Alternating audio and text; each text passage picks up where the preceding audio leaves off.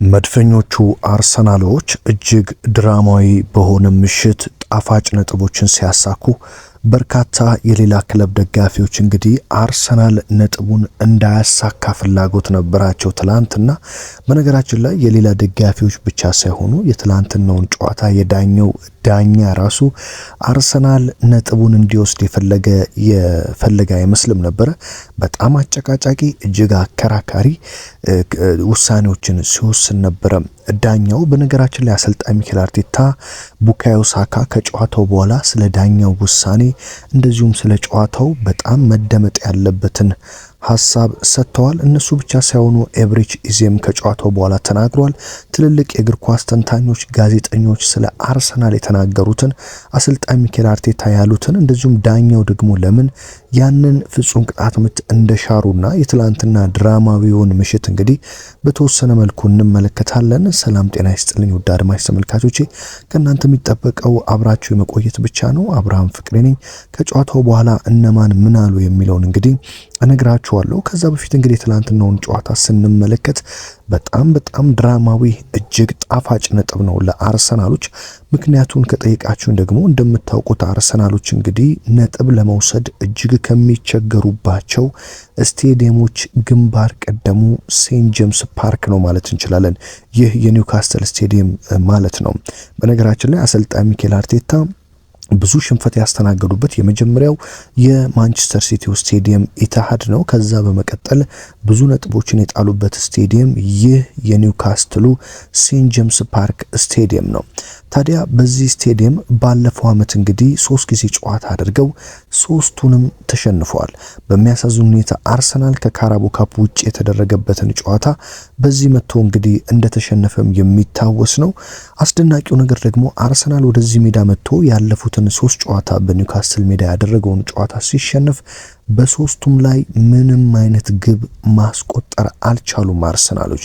ታዲያ ይህንን ከርስ ለመስበር ይህንን እርግማን ለመስበር ነበረ አሰልጣኝ ሚኬል አርቴታ መድፋቸውን አቀባብለው ሰራዊታቸውን አዘጋጅተው ወደ ኒውካስትል ስቴዲየም ያቀኑት።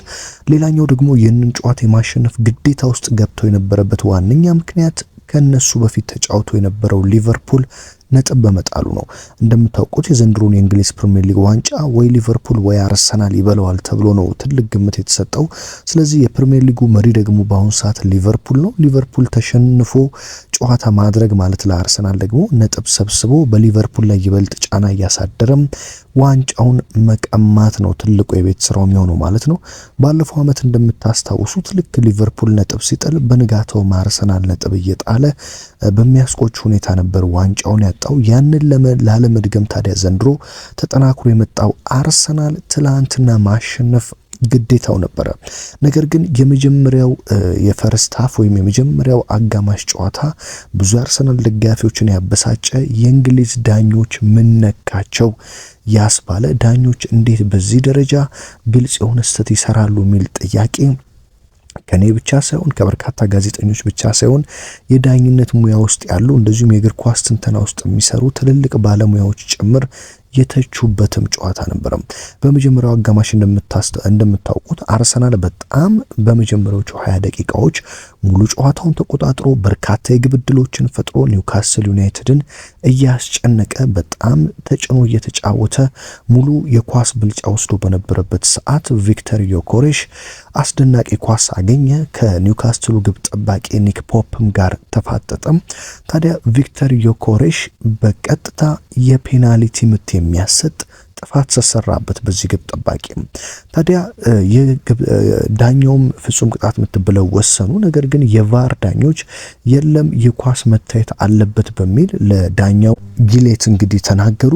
ዳኛውም ሄደው ቫር ከተመለከቱ በኋላ በጣም ጥቂት በእግሩ የነካት እንግዲህ ግብ ጠባቂው በእግሩ ነክቷታል በሚል ነው የተሻረው። በእግሩ ቢነካትም ግን ኳሷ በቀጥታ ቪክተር ዮኬሬሽ ጋር አሊያም ቡካዮ ሳካ ጋር ልትደርስ የምትችል በቀላሉ ልትቆጠር የምትችል ኳስ ናት። ከዛም በላይ ኳሱን ከመንካቱም በላይ ቪክተር ዮኬሬሽ ላይ አደገኛ ፋውል ነው የፈጸመው። ታዲያ ዳኛው ይህንን አይናቸውን በጨው አጥበው እንግዲህ ይህ ፍጹም ቅጣት ምት አያሰጥም። ምክንያቱም አስቀድሞ የኒውካስትሉ ግብ ጠባቂ ኳሷን ነክቷታል የሚል ምክንያትን አመጡ።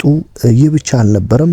በመጀመሪያው አጋማሽ የአርሰናል ተጫዋቾች ላይ በርካታ ቢጫ ካርድ ሊያስመዝዙ የሚችሉ በተለይም ቡካዮ ሳካ ላይ ብዙ ፋውሎች፣ ብዙ ጥፋቶች ተሰርተው ዳኛው ግን ባላየ አልፈዋል። ይህ ብቻ ሳይሆን አርሰናል ላይ የተቆጠረችው ግብ ጭምር አከራካሪ ነበረች። እንግዲህ የኒውካስትሉ አዲሱ ፈራሚ ኒክ ዋልትሜድ ይህንን ግብ ሲያስቆጥር ጋብሪኤል ማጋሌሽ ላይ ፋውል ሰርቷል በሚል እንግዲህ ቫር እንዲታይ ቢጠየቁም ዳኛው ግን ቫር አልመለከትም በሚል በቀጥታ ግቧን አጽድቀዋታል።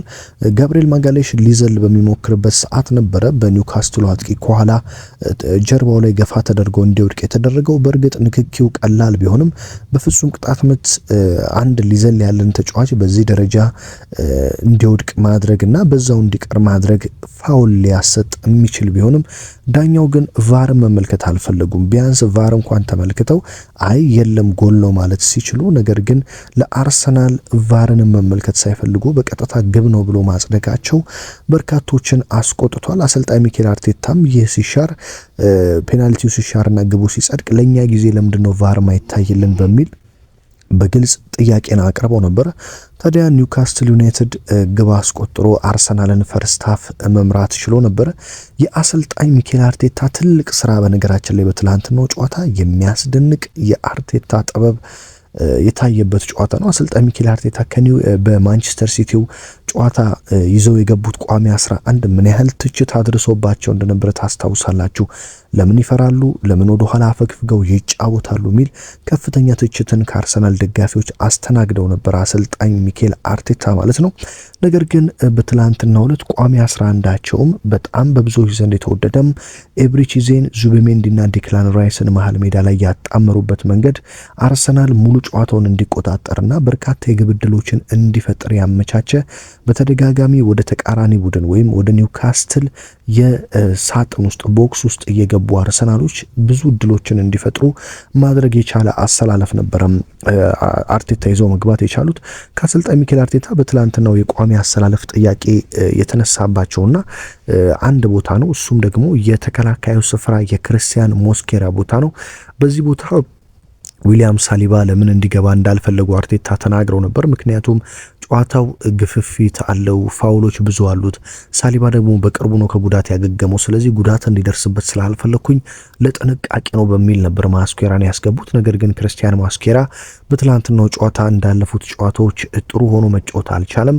እንደዚሁም እሱ ወደ ኮርና ያወጣት ኳስ ናት በኒውካስትል ዩናይትድ አርሰናል ላይ እንዲያስቆጥርና 1-0 እንዲመራ ያስቻለው ማለት ነው። አርቴታ ታዲያ ከረፍት በኋላ እንደ ሌላ ጊዜው 60ና 70 ደቂቃ ሳይጠብቁ ወዲያውኑ ነበረ ክርስቲያን ሞስኬራን ቀይረው ዊሊያም ሳሊባ ተቀይሮ እንዲገባ ያደረጉት። ዊሊያም ሳሊባ ከገባ በኋላ የአርሰናል የተከላካይ ስፍራ ይበልጥ እንዲረጋጋ ይበልጥ እንዲደራጅና የኒውካስትልን አስፈሪ ማጥቃቶች አርሰናሎች በደንብ እንዲቋቋሙ አስችሏቸዋል። ታዲያ አርሰናል ጨዋታውን በደንብ ዶሚኔት ማድረግ በጀመረበት ሰዓት አሰልጣኝ ሚኬል አርቴታ ትልቅ ውሳኔን ወሰኑ። እሱ ምንድነው? ልክ 70ኛው ደቂቃ ላይ ቡካዮ ሳካ በጨዋታው ምንም እንኳን ጥሩ ቢሆንም እሱን በጋብሪኤል ማርቲኔሊ እና ተከላካዩን ሪካርዶ ካላፊዮሪን አስወጥተው ሚኬል ሜሪኖን አስገቡ።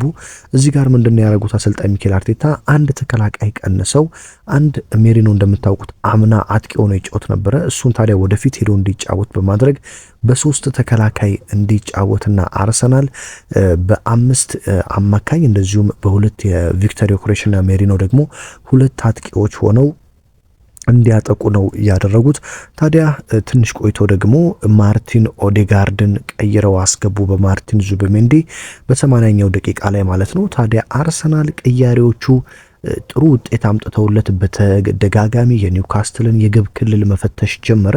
በመጨረሻም ዲክላን ራይስ ከኮርና እዛው ለኤብሬቺዜ አቀብሎ ተመልሶ ኢዜ ለኦዴጋርድ ደግሞ ለራይስ ሲሰጠውና ራይስ ሲያሻማው ተቀይሮ የገባው ሚኬል ሜሪኖ በግሩም ሁኔታ በጭንቅላቱ አስቆጠራት። እዚህ ጋር እንግዲህ ሚኬል ሜሪኖ ለመጨፈር ሲሄድ በርካታ የአርሰናል ተጫዋቾች ኳሷን ይዘው ወደ መሃል ሜዳ እየሮጡ ናናና በኋላ እንጨፍራለን የሚል መልእክትን አስተላለፉለት። እንደምታውቁት በማንቸስተር ሲቲው ጨዋታ አርሰናል ያቻነት ግብ አስቆጥሮ ሲጨፍሩ ለምን ኳሷን ቶሎ አስጀምረው ለሌላ ግብ አልሄዱም የሚል ትችት ሲቀርብባቸው ነበር። ይህንንም በመስማት ይመስላል የአርሰናል ተጫዋቾች ብዙዎች ወዲያውኑ ጨዋታው እንዲጀምር ለማድረግ የወሰኑት ማለት ነው። ታዲያ የአርቴታ ቅያሬ እዚህ ጋር በደንብ እንደሰራ መመልከት ይቻላል። ምክንያቱም አርሰናሎች በተደጋጋሚ ማጥቃት ጀመሩ። ኒውካስትል ዩናይትዶች ልክ አቻ ሲሆኑ በኤላንጋ በኩል ሪካርዶ ካላፊዮሪ ስለሌለ ለማጥቃት ሊሞክሩ ሲሉ አርቴታ ትልቅ ስራ እዚህም ጋር ድጋሚ ሰሩ። ምንድነው ያደረጉት? የአርሰናሉን አጥቂ ሊያንድሮ ትሮሳርድን በማስወጣት ሉዊስ ስኬሊን አስገብተው 3 የነበረውን ተከላካይ መልሰው ደግሞ ወደ 4 አመጡት ማለት ነው። እዚህ ጋር ነው ጨዋታው አቻ ተጠናቀቀ ተብሎ ሲጠበቅ። በነገራችን ላይ ዳኛው ያው ኒውካስትልም ላይ ፍጹም ቅጣት ምት ሽረዋል። ያው አድቫንቴጅም የሚመስል ነው። ሁለተኛ ደግሞ ጋብሪኤል ማጋሌሽ ቀድሞ በእግሩ ነክቷል ከእጁ በፊት በሚል ኳሷን ሽረዋታል። ታዲያ ጨዋታው በአንዳቸው ውጤት ተጠናቀቀ ተብሎ ሲጠበቅ የኮርና ምትን ያገኙት አርሰናሎች፣ እንደምታውቁት አርሰናል ማለት ኮርና ካገኘ ፍጹም ቅጣት ምት ልትሉ ትችላላችሁ። ታዲያ ዲክላን ራይስ በቀጥታ ከኮርና ያሻማትን ኳስ ልማደኛው የአርሰናሉ ደም ያለው ተጫዋች ሞንስተር ሲሉ ነው ብዙዎች አውሬው ሲሉ ነው የሚጠሩት የአርሰናል ተጫዋቾች ጓደኞቹ።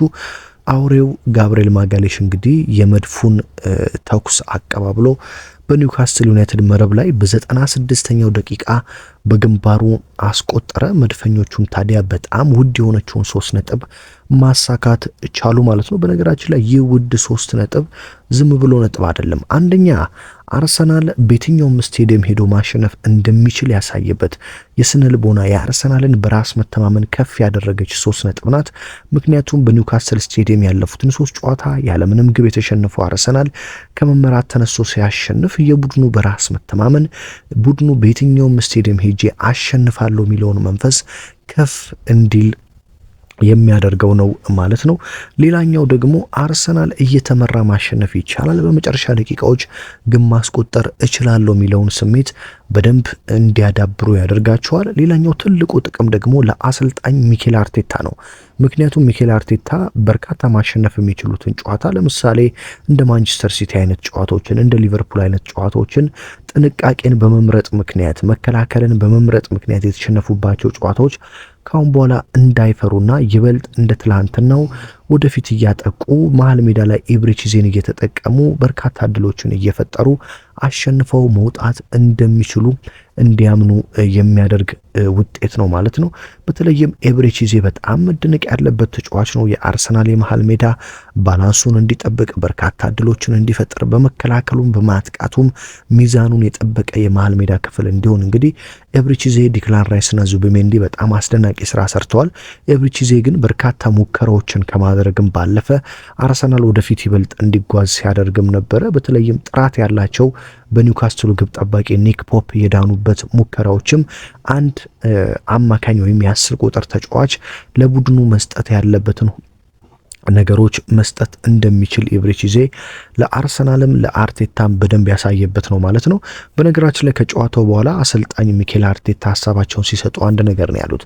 የተሻረብን ፍጹም ቅጣት ምት ምንም መሻር የሌለበትና ዳኛው በጭራሽ ወደ ቫር እንኳን ሄደው መመልከት የሌለባቸው ነበረ። ምክንያቱም ግልጽ ጥፋትና ግልጽ ፔናልቲ ነበር ሲል የተናገረው ሲሆን አርቴታ አክሎም በጨዋታው በፍጹምኛ የተሻለን ነበርን፣ ድል ይገባን ነበረ፣ እንኳንም አሸነፍን ሲሉ እንግዲህ አሰልጣኝ ሚኬል አርቴታ ተናግረዋል ማለት ነው። አርቴታ ይህንን ከተናገሩ በኋላ ደግሞ የአርሰናሉ ተጫዋች ቡካዮ ሳካ ፍጹም ቅጣት መቶ የተሻረብን በፍጹም ሊሻረብን የማይገባ ነው። ዳኛው ያሁሉ ሰዓት ቫር ለማየት ለምን እንደፈለጉ አልገባኝም። ዳኝነት ትንሽ የተጫዋቾችን እምነት እየሸረሸረ ነው። ስለዚህ ዳኝነት ሊስተካከል ይገባል ሲል ቡካዮ ሳካ ተናግሯል። በነገራችን ላይ ልክ አይታችሁ ከሆነ እረፍት ሰዓት ሲነፋ ቡካዮ ሳካ በፍጥነት ወደ ዳኛው በመሮጥ ሲናገራቸው በብስጭት ታይቷል። ምክንያቱም የመጀመሪያው ሀፍ ላይ በርካታ በደሎች በአርሰናል ላይ ሲደርሱ ስለነበረ ማለት ነው። እንግዲህ የእንግሊዝ ዳኝነት እንደምታውቁት በብዙዎች ዘንድ ጥያቄ የሚነሳበት ነው። የእንግሊዝ ዳኞች ለዚህ ነው የአውሮፓ ሻምፒዮንስ ሊግን እንዲመሩ የማይመረጡበት ምክንያት እንግዲህ በብዙ ጨዋታዎች ላይ የማይሰሩ በጣም ክፍተት ያለባቸው ስህተቶች ስለሚሰሩ ነው ማለት ነው። በሌላ በኩል እንግዲህ የጨዋታው ኮከብ ተብሎ ጋብሪኤል ማጋሌሽ ነው የተመረጠው። ጋብሪኤል ማጋሌሽ በጨዋታው ላይ በጣም አስደናቂ ብቃቱን ሲያሳይ ነበር። የ1 ለ1 ግንኙነቶችን በሙሉ እያሸነፈም ነበር። ሲሳሳት እዛው እያረመ ነበረ። የኒውካስል ዩናይትድ ተጫዋቾች እንደምታውቁት በጉልበት ነው የሚጫወቱት ብዙ ጨዋታዎችን።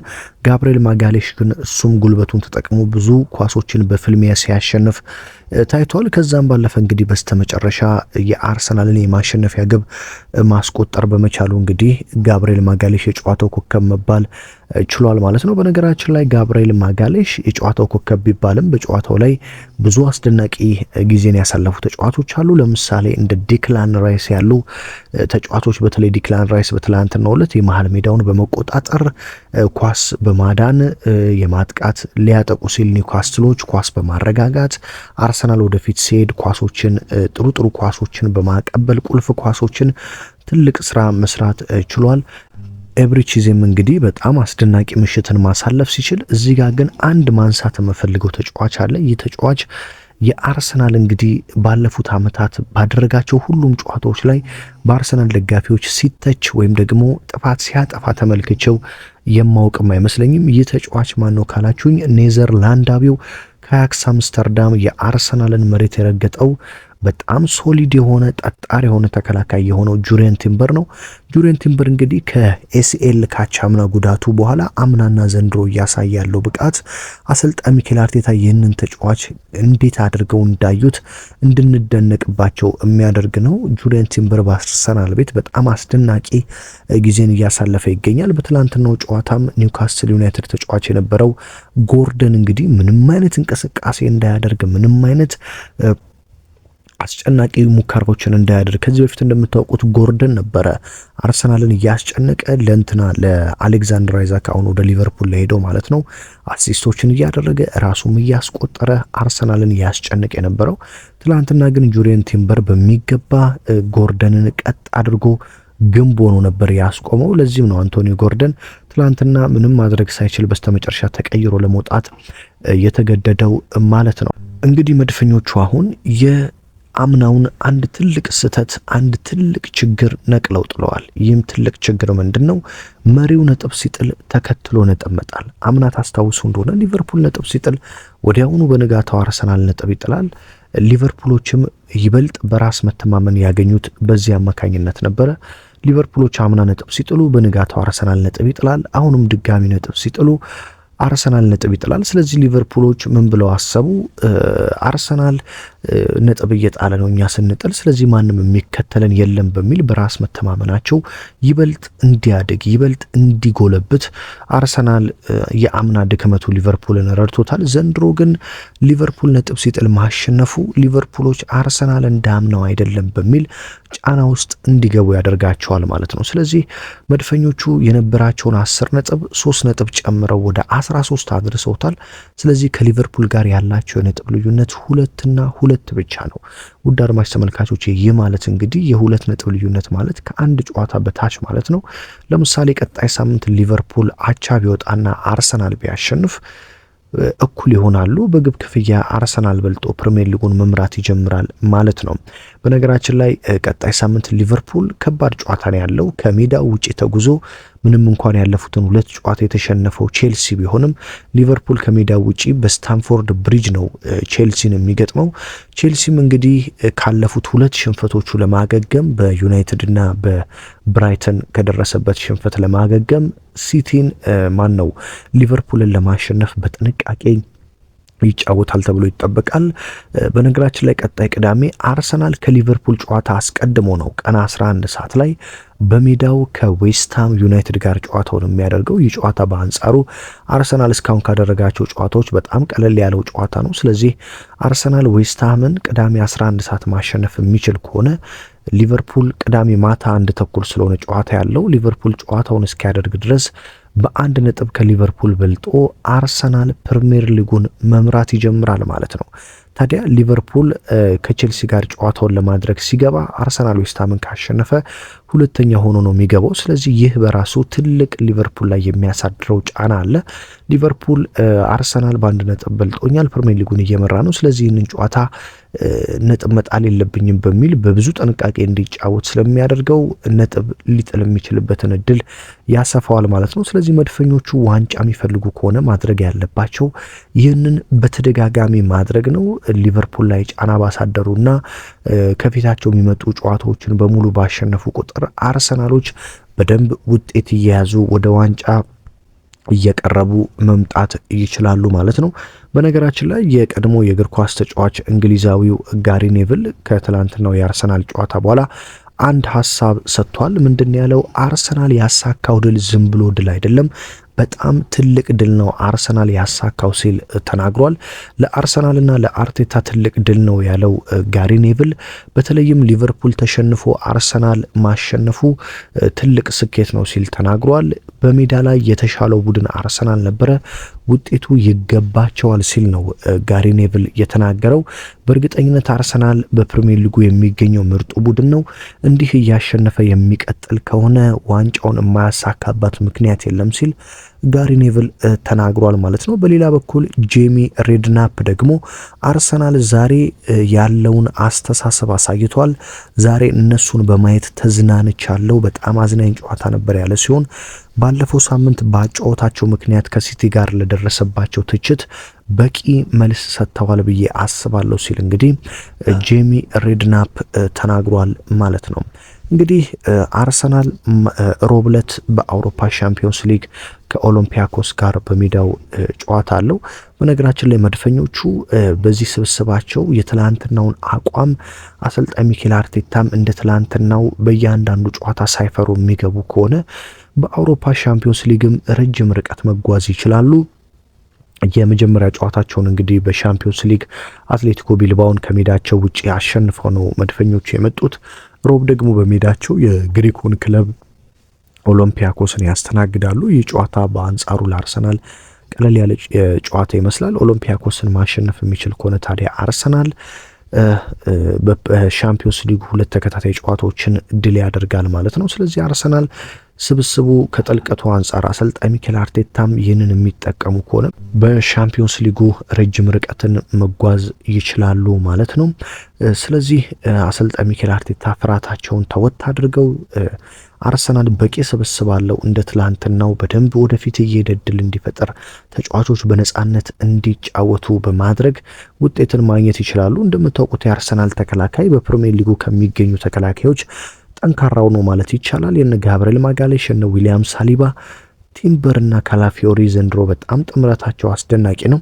ስለዚህ መድፈኞቹ ዘንድሮ ፕሪሚየር ሊጉን ማሳካት ከፈለጉ የትላንትናውን አልሸነፍ ባይነት እስከ መጨረሻ ድረስ ይዘው ሊጓዙ ይገባል ማለት ነው። እንግዲህ ከስድስተኛ ሳምንት ጨዋታ በኋላ የእንግሊዝ ፕሪሚየር ሊግ የደረጃ ሰንጠረዥን ደግሞ ልንገራችሁ። ሊቨርፑል የመርሲሳይዱ ክለብ እንግዲህ ትላንትና ተሸንፏል። እዛው ባለበት 15 ነጥብ ፕሪሚየር ሊጉን እየመራ ይገኛል። 5 ግቦች ነው ያሉት ሊቨርፑል።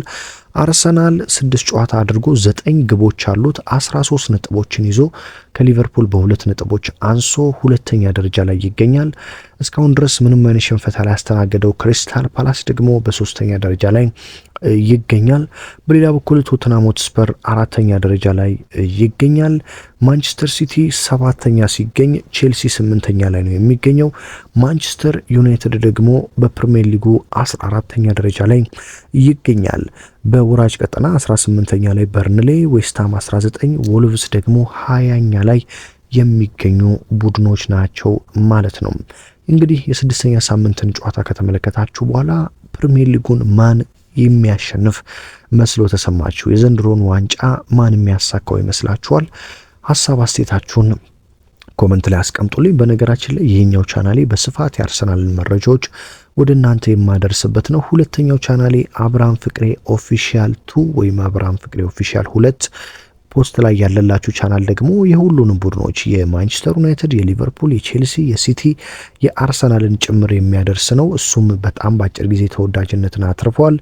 እሱንም ሰብስክራይብ በማድረግ የምትፈልጉትን መረጃ ማግኘት እንደምትችሉ በአክብሮት ልነግራችሁ እወዳለሁ። ሀገሩ እስከ ባህር ማዶ ሆናችሁ ሁልጊዜ የምታበረታቱኝ ከጎን የሆናችሁ የምታዳምጡኝን ከልብ አከብራችኋለሁ፣ አመሰግናለሁ። በሌላ መረጃ በሌላ ጥንክር እስከምንገናኝ ታዲያ በያላችሁበት ሰላም ተመኘውላችሁ።